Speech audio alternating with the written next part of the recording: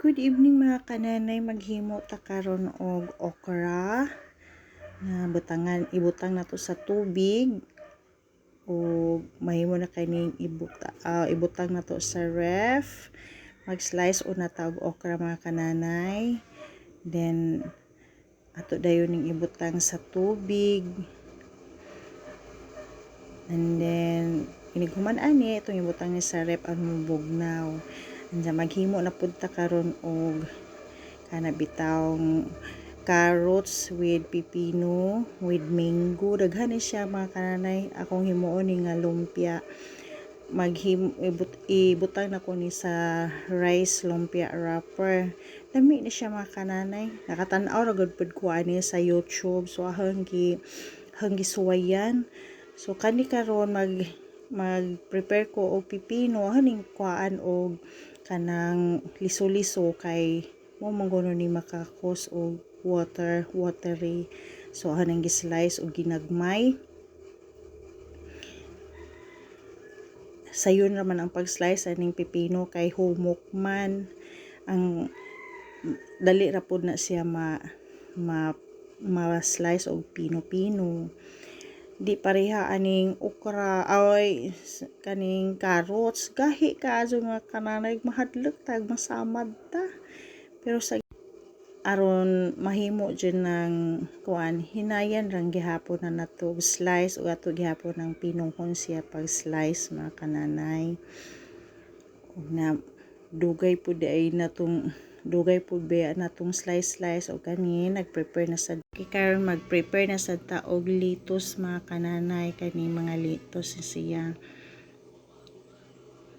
Then magkuha na sad ta og mango. Lami jud ni siya kaayo mga kananay. Ug nanay mga finished product ani. Pero karon mag-prepare sa ta ni tanan para dili na bitaw ta magkalingaw pa og kuan pangita pa asa to dapita. So kani mao ni siya ang kanang rice lumpia wrapper. Haning pinalit pud mga kananay.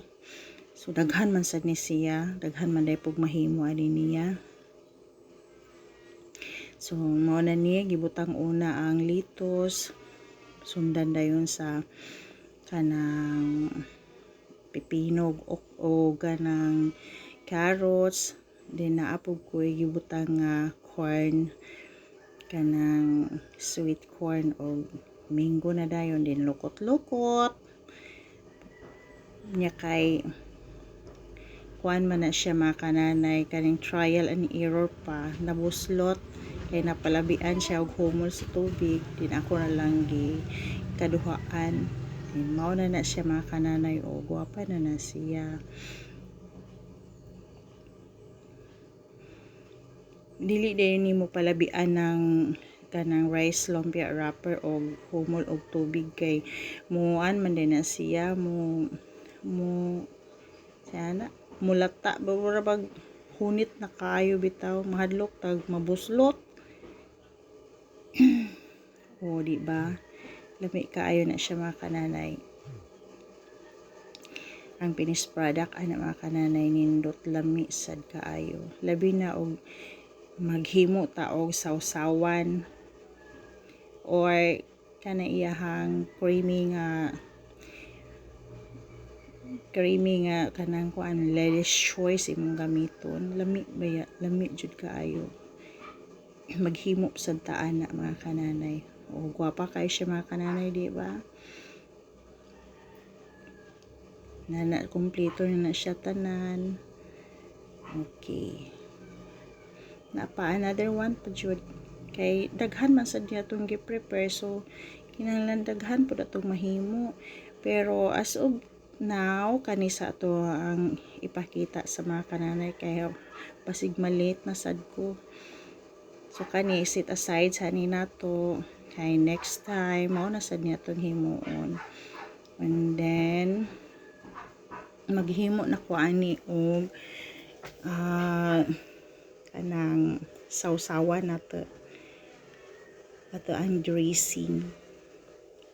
Lady's Choice dayon nato ang kwan. Tantiyahon na nato ang Lady's Choice mga kananay og sa karaghan na ra pud ang imuhang makaon.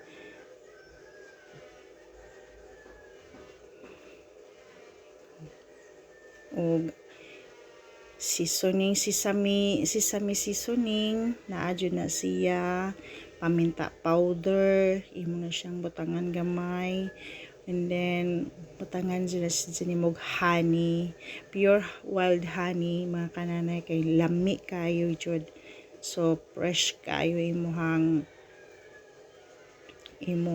racing, o lami pa jud.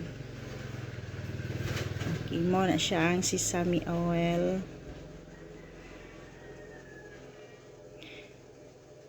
Shake lang. Honey. Mo na ang wild honey, mga kananay. 2 tablespoon ra ko ang gimo. Then mix. Mo na siya ang finished product na ko, mga kananay. Lami kay na siya, mga kananay. Daghang salamat, mga kananay, sa pagtan-aw. I hope nga nalingaw mo. Bye!